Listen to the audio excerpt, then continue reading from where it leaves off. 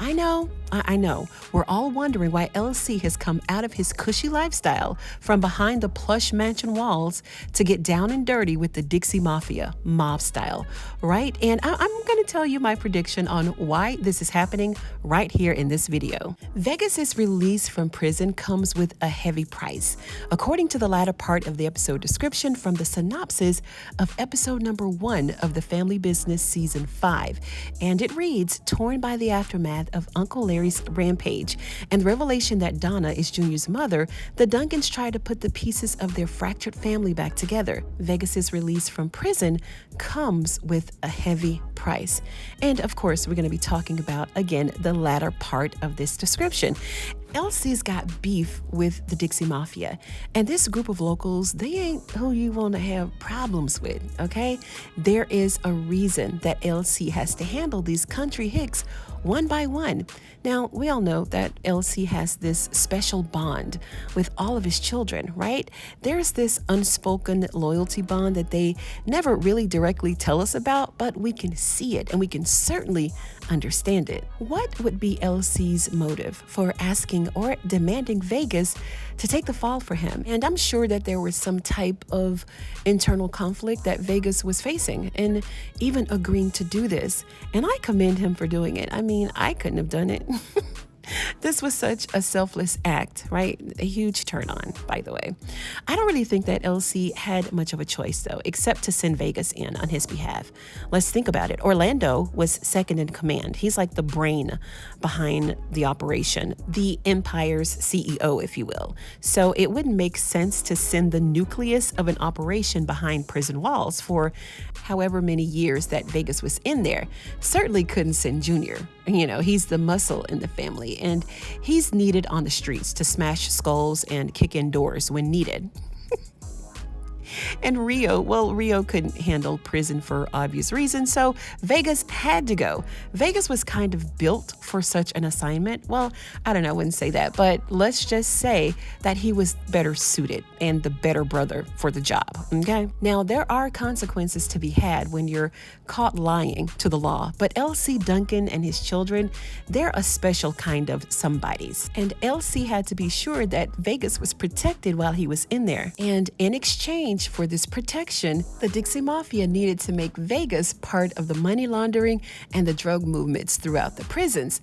Because they're in the same line of business with one of them anyway, we're going to stick to the one that we know that they may have in common, which is the drug trafficking. Even though Vegas was visibly upset when LC came to visit him, his face was still pretty, he was in good shape, he didn't have any broken limbs, and he was in his right mind, so clearly he was all right.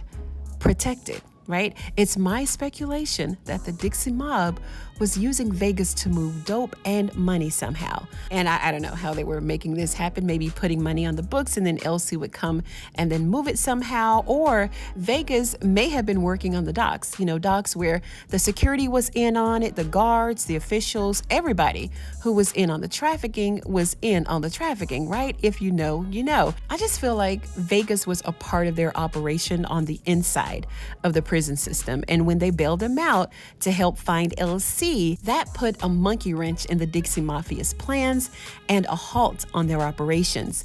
And this is why Chippy gave that briefcase to Harris. Remember, when Harris went to court, he stood in front of the judge, and then Vegas was a free man within minutes. Why? Why was that?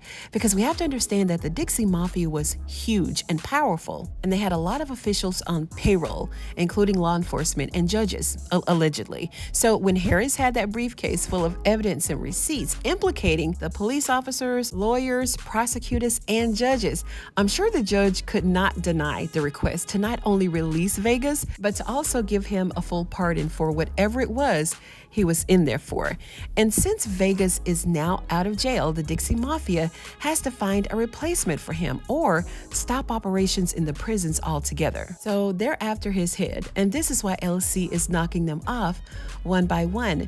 Vegas serving time for his father gave LC his freedom, where LC was able to keep the family together and to provide for them, and Vegas allowed him to do that. LC is now returning the favor. And he knows that he's got to go hard for Vegas because even though Vegas, I'm sure, didn't want to spend years of his life behind prison walls, he did it anyway. And he didn't do it grudgingly. But he was kind of made to do it because when Elsie went to visit him, he yelled at Elsie. But the way that the conversation went, it was as if Vegas really didn't have a choice because Elsie did all but tell him that he needed to serve the time for him. So Vegas felt impelled to ask if Elsie wanted him to do it, thinking that Elsie would decline the offer, but Elsie took him up on it instead. And Elsie is deep in the game, right? So he felt like he could better provide and protect from the house than from prison, right? And he was right. It all worked itself out because he set it up to where Vegas would be protected too. And now that Vegas is out, his freedom doesn't come without this heavy price.